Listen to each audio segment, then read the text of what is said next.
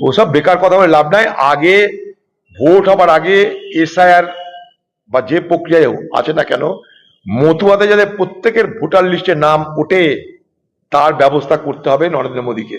সেই জন্য আমি চিঠিও দিয়েছি ভারত সরকারের কাছে, সেই জন্য আমি চিঠিও দিয়েছি ভারতবর্ষের গৃহমন্ত্রীর কাছে। এটা সহজ কাজ।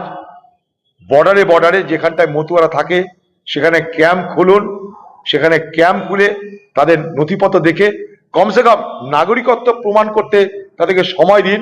কিন্তু নাগরিকত্ব প্রমাণের জন্য তারা যেন ভোটার লিস্ট থেকে তাদের নাম বাদ যায় তার গ্যারান্টি এবং তার ব্যবস্থা করে ভোটার লিস্টের নাম তুলে নিন।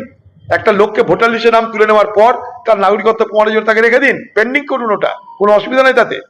তার জন্য পার্লামেন্টে আইন আনতে পারতো। পার্লামেন্টে আইন না আনতে পারলেও যখন পার্লামেন্ট থাকে না তখন অর্ডিন্যান্স জারি করা যায়। অর্ডিন্যান্স জারি করে তাদের নাগরিকত্বের বিষয়টা থাক পেন্ডিং রেখে তাদের এই মুহূর্তের ভোটার লিস্টের নাম তুলে দেওয়া দরকার। কারণ তারা এখানকার স্থানীয় আদিবাসী হয়ে গেছে, সবাই জানে এটা। তাদের ভোটার কার্ড, আইডি কার্ড, তাদের শিডিউল কাস্ট সার্টিফিকেট সবকিছু আছে, তাদের পাসপোর্ট সবকিছু আছে। অতএব এখানকার মতুয়াদের কোনো কারণেই ভোটার লিস্ট থেকে নাম বাদ করবার কোনো অবকাশ থাকা উচিত নয় বলে আমি মনে করি।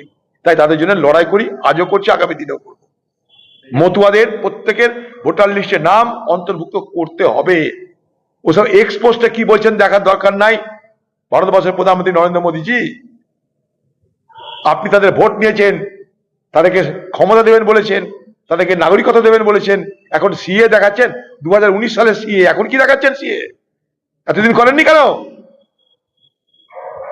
একদিকে তৃণমূল, আরেকদিকে বিজেপি মতুয়াদের খেলাচ্ছে। মতুয়াদের খেলাচ্ছে দুটো দল।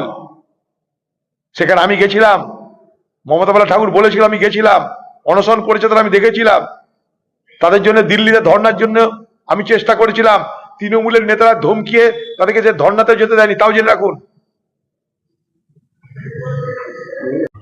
ঠিকই বলেছে তো, পশ্চিমবঙ্গের মানুষ বলছে, সারা পৃথিবীর ফুটবল প্রেমী মানুষ বলছে এটা, কিন্তু এটার নাম পশ্চিমবঙ্গ।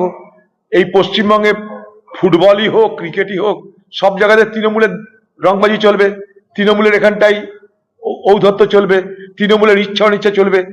আজকে যারা খেলা আয়োজনকারী তারা বলছে মাঠে যতটা টিকিট দেওয়া দরকার তার থেকে 3 গুণ টিকিট আমাকে বেশি দিতে হয়েছে, তার কারণ তৃণমূলের নেতাদের ধমকানি। তো দিদি, আপনি যা শিখিয়েছেন আপনার ভাইরা তাই করছে। সেখানটাই একটা লোককে পুলিশ গ্রেপ্তার করেছে, বাকি কাউকে তো গ্রেপ্তার করা হবে না, বাকি কেউ গ্রেপ্তারও হবে না। কারণ